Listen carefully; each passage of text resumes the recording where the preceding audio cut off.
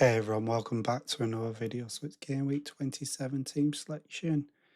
In today's video, I'll go over the same things that I always go over, the goal projections, the clean sheet odds. Then I'll show you how I got on in game week 26, where I used the triple captain.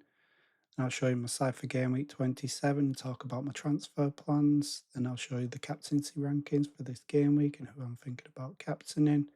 If you do enjoy this video and you get something from it, hit that like button. My aim is to get 25 likes on this video. I'm also trying to get 3,000 subscribers before the end of the season, so if you do like this kind of stuff, hit that subscribe button. I'll be doing plenty more content. But with intro out the way, let's just get into the video. So here's the fixture ticker from now to the end of the season. If you've already activated your wildcard chip or you're planning to do it this game week, you need to look at this fixture ticker. You probably need to buy players from the top of the fixture ticker like Aston Villa, Brentford, Bournemouth, Leeds, potentially some players from Liverpool as well. Wolves, Man City, Arsenal and Crystal Palace, obviously blanking game week 31, so I'll probably stay away from them if you've already activated your wildcard chip, just so you're not messing yourself up and you need to make some transfers later on in the season. If you can get through blank game week 31 with just 3 players, then obviously you can keep some of them, but just keep that in mind. Obviously, Man City and Crystal Palace have still got a fixture to be scheduled sometime from now to the end of the season, so keep that in mind. So I'm going to move on to the fixture ticker if you're going to use your wild card around game week 32. So these are the fixtures from now to game week 31. Bournemouth, Aston Villa, Brentford, Liverpool and Fulham are at the top. We've got Man City and Crystal Palace, they're really high up, but they haven't got a game in game week 31. So if you do buy players from them, you potentially only have 10, 11 players, even less players playing in game week 31 and you need to sell them. I do think City players like Semenyo are really good assets and they could be good players to buy and potentially just sell in game week 31, but I think that's 2 transfers that you're booking in. So me personally, I'm going to try and stay away from that, even though I do really want Semenyo in my side. I think from game week 32, I'll be looking at potentially buying him instead of buying him now and then needing to sell him. So I'm going to be focusing on the next 5 fixtures with my transfers. I've got Krupa Jr. and Senesi at Bournemouth in my side. There's players like Hill that you could buy. Aston Villa, I've got Rodgers. You could get Watkins. You could get Cash. At Brentford, I've got Thiago. You could get players like Dango or Tara. I did like the look of Collins a couple of weeks ago, but he's not been playing and starting all the time, so I've gone off the idea of Collins at Brentford. Liverpool, you've got Wirtz and Ekitike. Van Dijk scored at last game week. Konate could be a good option. And then we've got Fulham. There's players like Anderson, Wilson, and potentially Raul. In game week 31, they're at home against Burnley.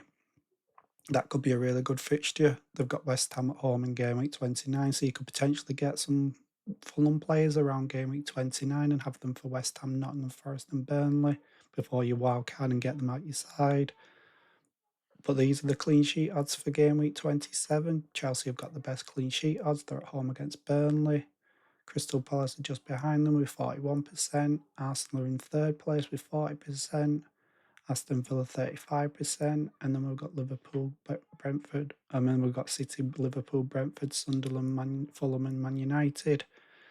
Anybody on the second half of the sheet, probably not going to be banking on a clean sheet. I've got Anderson, so I'm probably going to be looking at potentially starting Anderson over Senesi just because of the clean sheet odds. Then I've got 2 Arsenal defenders in Timber and Gabriel, and then I've got Chalobah, so defensively, I'm okay for this game week. Then we've got the goal projections for game week 27. Chelsea have got the best goal projections. They're at home against Burnley, as I said. The fact that Chelsea have had 7-8 day rest since they played Hull, and a lot of players didn't actually start in that game. So there was players like João Pedro, Cole Palmer, they all didn't start or even play any minutes in that, so they've had a good rest. So I do think this Burnley game, if you've got Chelsea players, could be really good for game week 27, and then they've got another 8-day break before they play Arsenal. So the rest, I think they'll play the best side, and I think they'll keep them on as long as they need to. and then they'll think about the next fixture after the full-time whistles has gone, because they've got an 8-day break, as I said, instead of 4 days. So Chelsea players could be really good assets this game week. This is how my side got on in game week 26. I triple captain Gabriel and he got me 21 points. 7 points, tripled up, wasn't the greatest. He got himself an assist, but they conceded in both games. He got himself a yellow card and potentially could have got sent off in the first game. So all in all, I'm happy that I got 7 points from it. In hindsight, I probably should have I should have trusted my gut. I wasn't feeling super confident of triple captaining a defender in FPL. And it played out like I didn't want it to. I think further on in the season, anybody that's not used the triple captain probably will benefit when they get a double game week and they can pick a Haaland. Even if he's got 2 hard fixtures, you expect him to get 1 goal, 2 goals and outscore that. Then we've got Verbruggen, lost his clean sheet really late on. Senesi, again, didn't get DEFCON points while Hill did. Chalobah got DEFCON points, but they conceded 2. Then we got Declan Rice, who got himself an assist and he got himself bonus points and stuff like that. So 14 points from Declan Rice was a good one. I bought him for Saka because I thought Saka would miss in both double game weeks. He actually started in the second game and got himself a goal. So in hindsight, probably should have just not trusted the guy that was saying that he wouldn't be back until Tottenham. But then we've got Enzo Fernandez, Bruno Fernandes and Rodgers. All of them didn't get anything from me. In game week 27, Haaland got himself a goal before he came off at half-time. I think with the massive break that they've had, 11, 12 days break, I think Haaland will be back for game week 27. Then we've got Thiago. I've kept him this long because I know from game week 27 I want him. As I just mentioned, Brentford's fixtures from now till game week 31 are decent.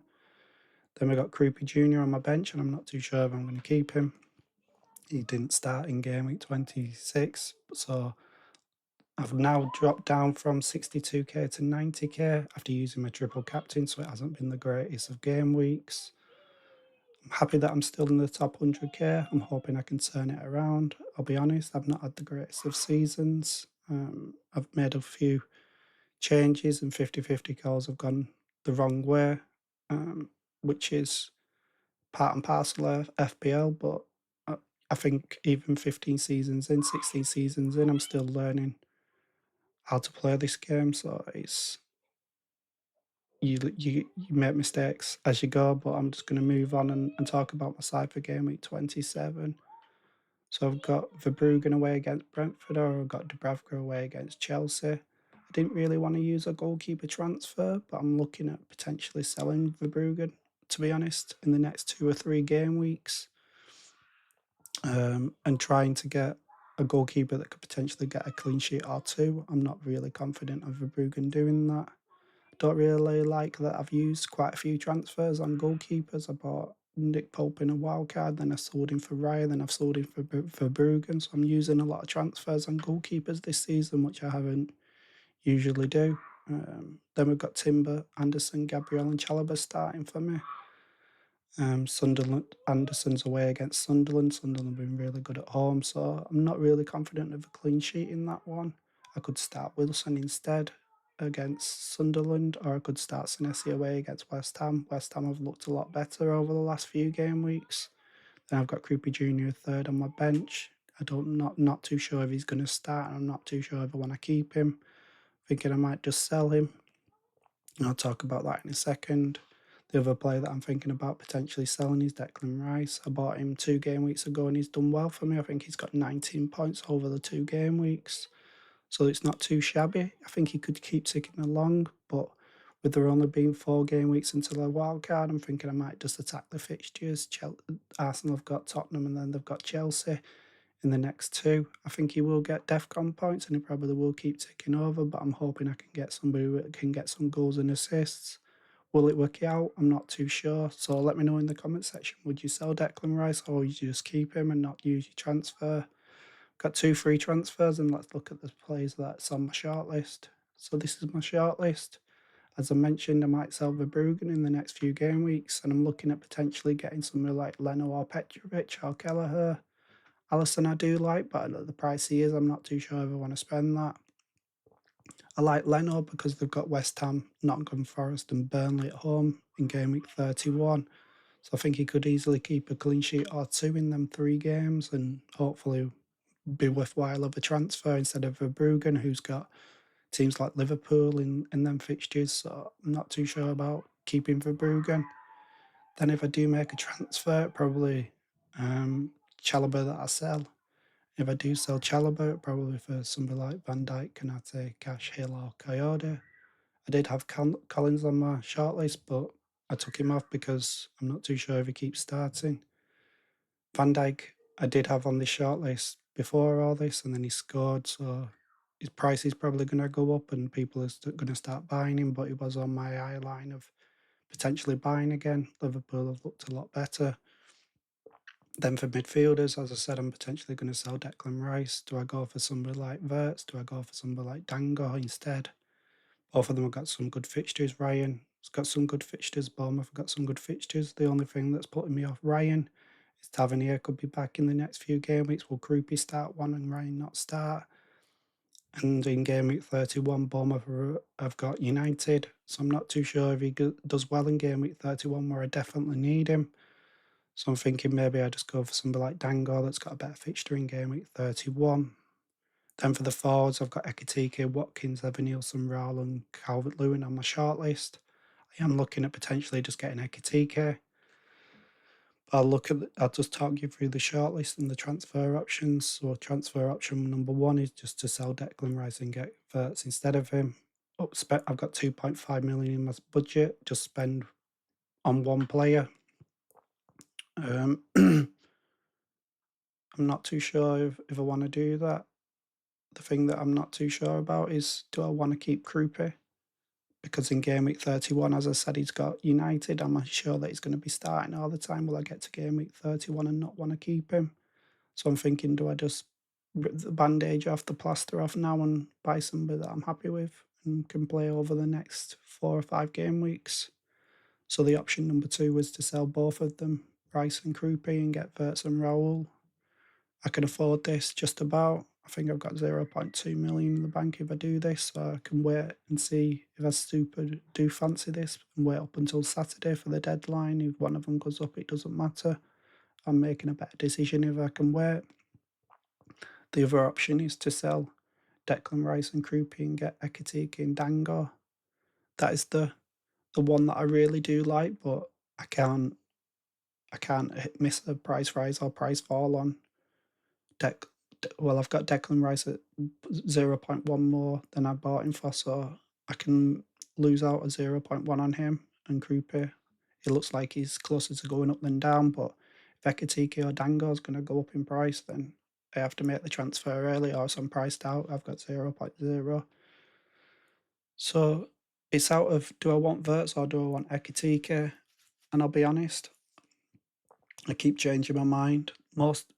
Most of the week I was thinking just get Ekitike and get Dango as well. And I think I like that combo more, especially for the next few game weeks. But I'm a little bit worried about Ekitike in minutes wise over the next few game weeks. Will he not start one of them? Will he come off around the 60th minute? So I was thinking, do I not just get Wirtz instead? And if I just get Wirtz, do I not just sell Rice to Wirtz and just make one transfer, and then I've got another 2 transfers next game week where I've rolled one over? Then I can make a better decision if I want to buy Raul or somebody else like Calvert-Lewin. But I think I do like option number 3 where I buy Dango and Ekitike, and if I did do that and leave it, then I'm going to be priced out. If I don't do it this game week, I think one of these players are going to go up in value, especially Dango. I think he's going to be going up. A lot of managers are going to be buying him. I do like Ryan and Tavernier. If I'm priced out of Dango and Ekitike, I could just buy one of them instead, but I'm not too sure when Tavernier will be back. And with Ryan, as I said, game week 31, I'm not too sure if I want to start him, and I'm not too sure if he keeps on this form, and I'm not too sure if he keeps playing all the time. Let me know in the comment section which transfer option would you go for? Would you go for the option number 1 and just get Wirtz and rolling one over the transfer? Would you go and get Wirtz and Raul for Rice and Kroupy, or would you get Ekitike and Dango, or Ekitike, Ryan or Tavernier instead. Here's the captaincy rankings for game week 27. If you've got Cole Palmer in your side, I do really like him at home against Burnley. I think he'll get a few chances. He's had a massive rest. He's had a bit of a break and been to Dubai and had a bit of a recharge. I think we'll see the Cole Palmer over the last few games. We've seen him do really well, and I think we've got a really good chance of him doing really well in this game week. If you haven't got Cole Palmer, then I think Haaland's still number one, unless Pep says that he's not fit. Then obviously we don't go for Erling Haaland, and then I think it'll be Bruno Fernandes' third choice. As captain option away against Everton isn't the greatest of fixtures, but Bruno Fernandes and United attacking-wise will look really good. So let me know in the comment section who you're thinking about captain this game week. I think he'll be on Haaland unless we get an update that in today's press conference that he's not going to be back, and then I'll potentially go for Bruno Fernandes, but I think it'll be Bruno Fernandes vice-captain, just in case. So this is my side. If I did make them 2 transfers and I sold Rice and Krupe, then it'd drop Anderson to the bench away against Sunderland, and I'd then be playing Dango at home against Brighton, and then I'll be putting Ekitike into my side away against Nottingham Forest. I think the next 3 fixtures for Liverpool are really good. I'm just not too sure if I do the Ekitike one or do I just get Wirtz. But with Wirtz, then I'm not too sure about the striker. I think I'd rather Dango than Raul. Dango Raul instead of Ekitike Wirtz. I think the combo of Dango and Ekitike potentially will outscore them, but if you think I'm wrong on that, let me know. But as you can see, I'd have 0.0 in the bank. If one of these players goes up in price tonight, I might have to make the transfer early. If they don't go up in value tonight, I might just go for Wirtz. If one of them goes up in price and I've missed them out, I might just go for Wirtz and accept that it wasn't meant to be and go for Raul in a few game weeks and just go for Wirtz. But let me know in the comment section what you'd do. I'm happy with my side for this game week. I've got 2 Chelsea players at home against Burnley. I'm hoping they can keep a clean sheet and Enzo can get himself an attacking return. Rodgers at home against Leeds. I'm hoping they do well. So I'm happy with my side. Not happy with Verbruggen in the next few game weeks. I'm not happy with Chalobah or Enzo. After this game week, the fixtures aren't the greatest, so them 2 could be on the potential sell options moving forward. So making 2 transfers now, will I regret it and feel like I need to make a transfer in defence, in midfield and goalkeeper before we get to game week 31? So maybe not using 2 transfers is the greatest, but there we go for the game week 27 team selection video. Get in the comment section, let me know what you think of my plans. If you think I'm doing it wrong, let me know. If you need my help, get in the comment section, let me know, or direct message me on social media and I'll get back to you all. I'll be back tomorrow to do a transfer targets for game week 28, and I'll also be doing a UEFA Champions League video for transfer targets for UEFA Champions League. Signing off, and I'll see you on the next one. Goodbye.